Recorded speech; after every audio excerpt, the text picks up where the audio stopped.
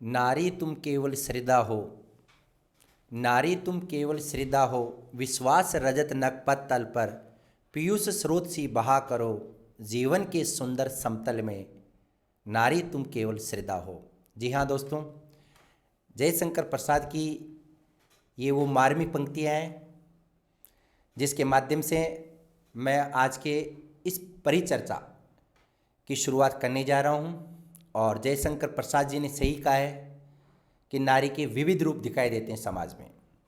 जहाँ शुरुआत दौर की बात करें तो नारी किसी की बेटी होती है, किसी की बहन होती है, एक दिन किसी की पत्नी बन जाती है, और वही नारी किसी की माँ भी बन जाती है।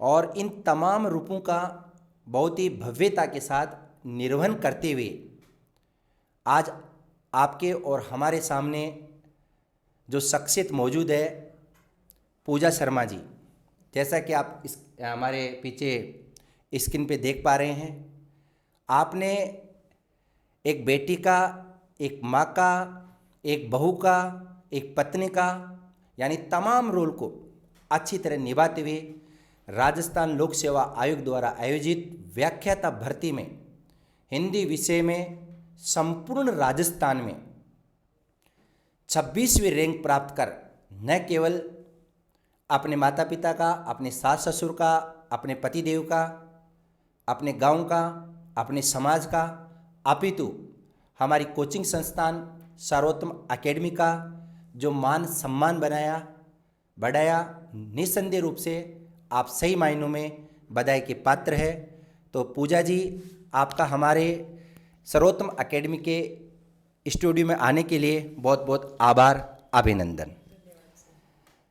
प्यारे साथियों, आपके मस्तिष्क में वैसे तो ये प्रश्न उठना नहीं चाहिए कि पूजा जी के पास में कौन बैठे हैं, लेकिन यदि फिर भी उठ रहा है तो मैं आपकी जानकारी के लिए बताना चाहूँगा। आप इनके पतिदेव हैं और आपका नाम नरेंद्र मिश्रा जी है, आप मेडिकल ऑफिसर हैं। दोस्तों, इन तमाम जिम्मेदारियां जो मैंने आपको बताया, इनका निर्वहन करने के बाद इतनी बड़ी प्रतिष्ठित सेवा में आपने फतह हासिल की है, और वो भी सामान्य श्रेणी से होने के बावजूद, तो वास्तव में आप बहुत बहुत धन्यवाद के पात्र हैं। सबसे पहले मैं अब अपने प्रश्न की शुरुआत करूं तो मेरा पहला प्रश्न नरेंद्र जी से होगा। और नरेंद्र जी, आप हमें आपकी अपनी पारिवारिक और शैक्षिक पृष्ठभूमि के बारे में बताइएगा कि पूजा जी की पारिवारिक और शैक्षिक पृष्ठभूमि क्या रही है। जी सर, बताइए सर। ऊपर लीजिए सर, माइक जी, और ऊपर लीजिए। नमस्ते। सबसे पहले तो ये बताना चाहूँगा कि ये जो सफलता मिली है पूजा जी को, ये बहुत ही बढ़िया एक सफलता है। कठोर परिश्रम के पीछे ये सफलता प्राप्त हुई है। इसमें सर्वोत्तम जो कोचिंग संस्थान है, इनका डेली करीबन 8 महीने से ये कोचिंग संस्थान जो इनमें जाके इन्होंने प्रैक्टिस की, सर के मार्गदर्शन से जो पढ़ाया, उन्हीं के हिसाब से, उन्हीं के मार्गदर्शन से जो इनको मिला वो सब इन्होंने पढ़ाई करके, उसी कठोर परिश्रम करते हुए और उन्हीं नोट्स को रिवीजन करते हुए, हार्ड मेहनत 15-18 घंटे की रेगुलर पढ़ाई के कारण ये सफलता है जो इनको मिली है।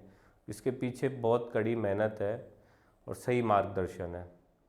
जी सर, आप अपनी पारिवारिक और शैक्षिक पृष्ठभूमि के बारे में बताइए पूजा जी। पूजा जी, परिवार में कौन कौन है? परिवार में मेरे माताजी पिताजी हैं और मैं एक जॉइंट फैमिली में रहता हूँ। मेरा छोटा ब्रदर, उसकी वाइफ एंड मैं हूँ। और पियर पक्ष में ये 5 बहनें हैं, जिसमें 3 ऑलरेडी, 2 इससे बड़ी वाली दोनों फर्स्ट ग्रेड टीचर है और 3rd नंबर पे अभी इनका सिलेक्शन हुआ है। 5 टोटल ये बहनें हैं। एक भाई है छोटा, वो सीए प्रैक्टिस में है। और इनके माता पिता है जो फुलेरा रहते हैं, और बाकी तो हम जयपुर जोटवाड़ा में अभी रहते हैं। जी सर, मुझे दे दीजिए सर। बहुत बहुत धन्यवाद सर।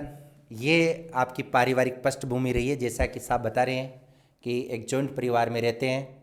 और अब मैं इनकी शैक्षिक पृष्ठभूमि के बारे में हमारे बेरोजगार भाई बहनों की तरफ से आपसे ये प्रश्न करना चाहूँगा कि क्या आपने कभी प्राइवेट एजुकेशन भी ली या आपकी टोटली एजुकेशन सरकारी विद्यालय और महाविद्यालय से रही, बताइएगा। मैंने प्राइवेट में भी पढ़ाई की है, प्राइवेट स्कूल्स में भी पढ़ी हूँ मैं। 8th तक मेरा प्राइवेट स्कूल रहा। उसके बाद फुलेरा में जो है वो गवर्नमेंट स्कूल्स में ही थी, प्राइवेट नहीं था, तो मैं गवर्नमेंट स्कूल में लिया मैंने। और कॉलेज भी फिर मेरा सांभर कॉलेज जो है गवर्नमेंट कॉलेज ही था। मैं गवर्नमेंट कॉलेज थी और मैंने ग्रेजुएशन में वहाँ पे टॉप किया था, मतलब कॉलेज में ग्रेजुएशन में टॉपर हूँ। और शुरू से ही मैं फर्स्ट डिवीज़न ही आई हूँ, कभी सेकंड नहीं आई। और तो जी धन्यवाद। मतलब आप देख लीजिएगा दोस्तों, कुछ लोगों की कहानियाँ किस करवट बदलती है और कुछ लोगों की कहानियाँ किस करवट आगे करवट बदलती रहती है। कुछ लोग 3rd डिवीज़न के बाद ग्रेड फर्स्ट को सुशोभित करते हैं, लेकिन जैसा कि पूजा जी बता रहे हैं कि पहली क्लास से लेकर 16वीं तक, जिसे हम देसी भाषा में कहते हैं, मतलब इनके केवल और केवल फर्स्ट डिवीज़न आया है। और फर्स्ट डिवीज़न के मार्फत इन्होंने पहले प्रयास में, राइट, पहले प्रयास में आपने राजस्थान की सबसे बड़ी राजपत्रित सेवा में व्याख्याता हिंदी के पद की शोभा बढ़ाई है। निस्संदेह रूप से आप धन्यवाद की पात्र है। अच्छा, आप हमें ये बताइएगा कि आपको व्याख्याता बनने की प्रेरणा कहाँ से नसीब हुई और व्याख्याता बनने की प्रेरणा के लिए आपको मार्गदर्शन कहाँ कहाँ से मिला? व्याख्याता बनने के लिए था कि मेरे शुरू से था मुझे कि मुझे सरकारी नौकरी करनी है। अब उसमें मेरी जो बड़ी सिस्टर्स हैं, वो भी मेरी 2 जो है लेक्चरर हैं, राजपत्रित अधिकारी हैं वो भी, तो मुझे शुरू से था कि मुझे भी कुछ करना है, मुझे घर पर नहीं रहना है। और प्रेरणा जो मुझे मिली वो मुझे मेरे माता पिता तुल्य मेरे सास ससुर और मेरी जो बड़ी बहनें हैं वो भी मेरी प्रेरणा का स्रोत बनी है।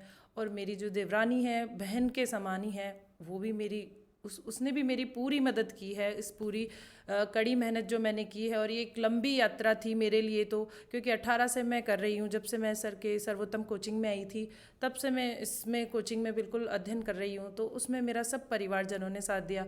और तो मेरे हस्बैंड तो है ही मेरे साथ, ये भी मेरी प्रेरणा का स्रोत रहे। हाँ, इतनी लंबी और कड़ी मेहनत में मैं बहुत बार मन विचलित हो जाता था, बहुत डर जाती थी कि नहीं अब मुझसे नहीं होगा, शायद मैं छोड़ देती हूँ पढ़ाई। लेकिन मेरे पति ऐसे बोलते कि नहीं, तू कर लेगी, तू कर सकती है, आप कर सकते हैं, आप करेंगे ज़रूर, क्यों नहीं करेंगे, आप मेहनत कीजिए। बहुत बहुत धन्यवाद पूजा जी। मतलब ये एक प्रेरणा का, आपके लिए भी एक प्रेरणा का स्रोत हो सकता है दोस्तों। मतलब अभी चूंकि जैसे कि हम लोग इंटरव्यू लेने से पहले बातचीत कर रहे थे, मैं और साहब, तो ये कह रहे थे कि मतलब लास्ट टाइम एग्ज़ाम के टाइम तो मुझे ऐसा लगने लग गया था कि कहीं ये पागल नहीं हो जाए। और वास्तव में सही बात है, ऐसी एक सनक होती है सर मेहनत की, ऐसी एक अपनी मतलब कुछ करने का जज्बा होता है। और ये जज्बा ही है सर जिसकी वजह से हम सब कुछ त्याग कर केवल और केवल उस लक्ष्य प्राप्ति के लिए हम अडिग रहते हैं। और उसको प्राप्त करने के लिए चाहे हमें कुछ भी करना पड़े, हम लोग वही करते हैं। दोस्तों, जहाँ आधुनिक समाज में एकल परिवार को बढ़ावा मिल रहा है, वहाँ ये लोग अभी भी संयुक्त परिवार में रहते हैं। और जैसा कि आप देख पा रहे हैं, सुन पा रहे हैं, और ये हमें बता भी रहे थे, ऑन रिकॉर्ड भी बता रहे हैं कैमरे के सामने, कि मैंने कहा कि आप कैसे 15-15 घंटे एडजस्ट कर लेते थे। तो बोले साहब, मेरी जो देवरानी थी उसको मैं एज ए बहन के रूप में मानती थी, और वो भी मुझे बहन के रूप में मानती थी, और पूरी की पूरी उन्होंने मेरी सेवा की है। और अगली बार किसका नंबर है पूजा जी? अगली बार सर यही है, अब वो पढ़ेगी तो मैं उसका पूरा साथ दूंगी, अब वो तैयारी करेगी तो मैं उसकी वही सेवा करूंगी जैसे उसने मेरा किया है। क्योंकि उसका यही था कि दीदी आप पहले पढ़ेंगी तो मैं आपका करूंगी, दोनों साथ पढ़ेंगे तो नहीं हो पाएगा, इसलिए अब आपकी लग जाएगी तब मैं करूंगी। तो अब वो करेगी तो मैं उसको मौका दूंगी। और रही प्रेरणा की बात, तो प्रेरणा हमें कहीं से भी मिल सकती है। अगर हम सोच लेना, मन में ठान लेना कि मुझे करना है ये, तो फिर प्रेरणा हमें हर चीज़ पॉजिटिव नज़र आती है, हर चीज़ हमें सकारात्मक नज़र आती है। अब जैसे वो मेरा 6 साल का बेटा क्यों नहीं हो, मैं आती उसको बोलती बेटा मेरा सिलेक्शन होगा नहीं होगा, मैं पढ़ तो रही हूँ, तो वो बोलता मम्मा आप कोशिश कर रहे हैं ना, और कोशिश करने वालों की कभी हार नहीं होती। फिर मुझे वो पंक्तियाँ याद आती हरिवंश राय बच्चन की, नन्ही चिट्टी जब दाना लेकर चढ़ती है, चढ़ती दीवारों पर 100 बार फिसलती है, आखिर उसकी मेहनत बेकार नहीं होती, कोशिश करने वालों की कभी हार नहीं होती। हाँ, मैं इन पंक्तियों को अकेले में बैठी होती तब मन घबराता, मन विचलित होता, तो इन पंक्तियों को मैं अपने आप से दोहराती और मुझे अंदर से हिम्मत मिलती कि नहीं, मुझे पढ़ना है, अब इस बार लास्ट है, मेरा हो जाएगा ज़रूर से। और तो सर का मार्गदर्शन, मैं इससे पहले मुझे कभी हिंदी का इतना अच्छा टीचर नहीं मिला। हालांकि हिंदी में मैं शुरू से ही अच्छी रही हूँ, कॉलेज टॉपर भी रही हूँ, मुझे बहुत आता था, लेकिन सर के सामने आने से लगा कि हाँ, अब मुझे रास्ता मिल गया है, अब मुझे मार्गदर्शक, सच्चा मार्गदर्शक मिल गया है, अब मैं पढ़ लूँगी, अब मेरा सिलेक्शन होगा। सर के पास आने के बाद ही मेरा नेट JRF भी हुआ और मेरा फर्स्ट ग्रेड में भी अच्छी रैंक बनी। बहुत बहुत धन्यवाद पूजा जी। जैसा कि प्यारे दोस्तों आप देख पा रहे हैं, अभी हम लोग नीचे थे, इंटरव्यू लेने से पहले तो कह रहे थे कि मुझे बोलना होना कुछ भी नहीं आता, लेकिन जो मतलब बहुत बेहतरीन ढंग से आपके सामने प्रस्तुत हो रहे हैं और बहुत बहुत धन्यवाद इसके लिए। अच्छा, आप हमें, हमारे जो साथीगण हैं उन्हें ये भी बताइएगा कि आपने इस सफलता को प्राप्त करने के लिए कितने घंटे मेहनत की और मेहनत करने की जो रणनीति थी वो क्या थी, और आपकी इन बातों से हमारे जो भाई बहन हैं, हमारे जो दर्शक है, श्रोता है, वो प्रभावित हो, तो आप संक्षिप्त में अपनी रणनीति के बारे में बताइए। शुरू से जब ये आपके सामने एक टारगेट होता है कि मुझे ये पढ़ना है, मेरा लक्ष्य ये है, तो फिर ये नहीं सोचना चाहिए कि आपके बीच में क्या बाधाएं आ रही है, और जो बाधाएं आ रही है आप उनसे भी सकारात्मक रूप में लो उसको। मैं परिवार में रहती हूँ, कई बार कोई बातें होती है, लेकिन उसको सकारात्मक रूप में लो कि मुझे बस अब निकलना है, तो वही है। और मैं जैसे घंटे 15 घंटे लास्ट में जब हुआ तो फिर तो पता नहीं कितने घंटे, पूरे टाइम ही पढ़ना ही होता था, बस 18 घंटे मैंने पढ़ाई की। नींद भी नहीं आती थी उस टेंशन की वजह से, रात को थोड़ा बहुत नींद आ जाती थी, दिन में तो बिल्कुल रिलैक्स करना चाहती माइंड को तो भी नहीं हो पाता था। तो उसमें घंटे यही है कि अपना दृढ़ निश्चय रखिए आप, लक्ष्य आपका बिल्कुल साफ होना चाहिए, दृढ़ निश्चय, लगन और मेहनत के साथ आप धैर्य रखते हुए आप मेहनत करेंगे तो आपको सफलता निश्चित मिलेगी। और असफलताएं ही आगे अपन को सफलता मिलती है, उससे असफलताओं से भी हमें प्रेरणा लेनी चाहिए कि आगे हमें सफलता मिलेगी। जैसे अगर आपको, जैसे मैंने सेकंड ग्रेड की तैयारी की थी एक बार उससे पहले, तो उसमें सफलता नहीं मिली, तो इससे यही था कि हाँ, मुझे लेक्चरर बनना था, फर्स्ट ग्रेड में आना था मुझे, तो वो इसलिए मुझे शायद, अगर मैं वहाँ रुक जाती तो रुक ही जाती। तो ऐसे समझना चाहिए कि आप असफल हो गए तो इससे बड़ी सफलता आपका इंतज़ार कर रही है, तो उसे भी सकारात्मक रूप में लेना चाहिए आपको। जी धन्यवाद पूजा जी, बात सही है दोस्तों। हर एग्जाम का असफल व्यक्ति नेक्स्ट एग्जाम का टॉपर होता है। इतिहास इस बात का साक्षी और गवाह है कि कभी भी जिसकी सेकंड रैंक आई है वो अगली भर्ती का टॉपर नहीं हो सकता।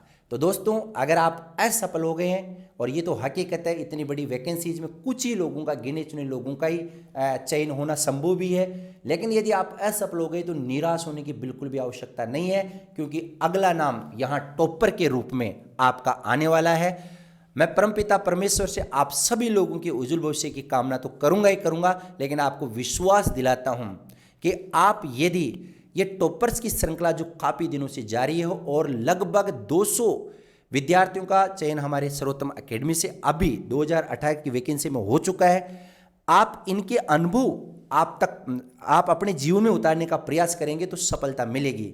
दोस्तों, हर चीज़ को पॉजिटिव लेना चाहिए। साहब, कई विद्यार्थी तो ऐसे हैं जिनके दिमाग में नेगेटिविटी भरी रहती है, मतलब वो आपने राजस्थान में पता हासिल किए 26वीं रैंक, फिर भी जो वीडियो ना उसको डिसलाइक कर देते हैं। मतलब इतनी भी क्या फितरत है आपकी, इतनी भी नेगेटिविटी दिमाग में बिल्कुल नहीं होनी चाहिए। अरे कम से कम ये तो सिलेक्शन हो चुके हैं, इनके सिलेक्शन को आप रोक नहीं सकते, आप मन से निकाल दीजिए, इनसे प्रेरणा लीजिएगा कि मुझे इनकी 26वीं आई तो मेरी राजस्थान में अगली बार पहली रैंक आएगी, बस ये दृढ़ निश्चय आप कीजिएगा। और इन्होंने एक बात और बताई है, 18 घंटे पढ़ना कोई छोटी मोटी बात नहीं है। और उस दौर में कि सर 6 साल का बेटा हो, साहब ऑफिसर है, ड्यूटी पे जाते हैं, परिवार में आप रह रहे संयुक्त परिवार में, और कई उदाहरण तो ऐसे हैं जो लिस्ट टाइप की बातें करते हैं, सर कि है ना, मेरे की तो पारिवारिक परिस्थिति है ना, मुझे सफलता से वंचित करती है। सर वहाँ परिवार मेरा एक सहारा बना, मुझे जो सफलता मिली उसमें मेरा परिवार ही तो साथ रहा, कि मेरे परिवार ने मुझे पूरा सपोर्ट किया, मेरे बच्चे को मुझे नहीं रखना पड़ता था, पापा मम्मी के पास वो रहता था, वो परिवार नहीं होता तो शायद नहीं संभव हो पाता सर ये। देखिएगा तो परिवार ही आपकी सफलता का और असफलता का कारण बनता है, लेकिन दिमाग से निकाल दीजिएगा दोस्तों, हमारा समाज आपकी उपलब्धि को गिनता है, आपकी असफलता को वो कभी भी स्वीकार नहीं करता। धन्यवाद।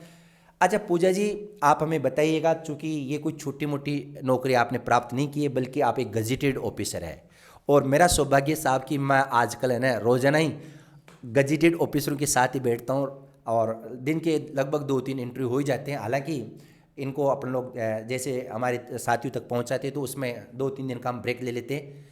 तो ये तो मेरा सौभाग्य है कि मुझे इतने मतलब अच्छे अच्छे लोग और गजेटेड ऑफिसर मेरे साथ बैठकर मेरे साथ इंटरव्यू आपस में सलाह विचार विमर्श करवाते हैं, तो ये तो बहुत अच्छी बात है।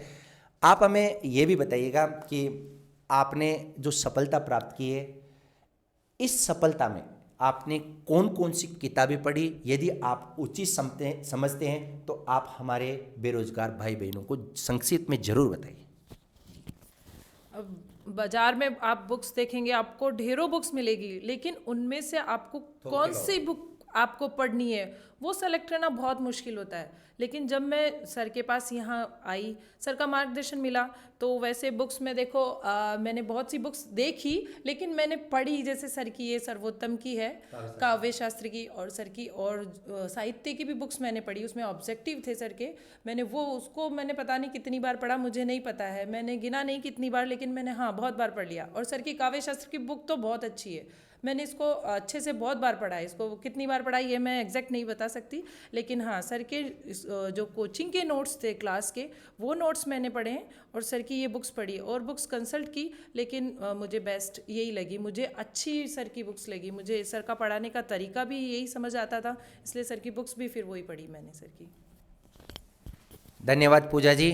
मतलब ये तो आप पे डिपेंड करता है आप कौन कौन सी किताबों का चयन करते हैं, किस रूप में करते हैं, लेकिन मतलब जितने भी टॉपर हैं उनका विश्वास है कि सर्वोत्तम की पब्लिकेशन की जितनी भी बुक्स है, चाहे वो साहित्य की हो, चाहे काव्य शास्त्र की हो, चाहे ग्रामर की हो, चाहे पत्र व्यवहार की हो, चाहे रेट की शिक्षण विधियाँ हों।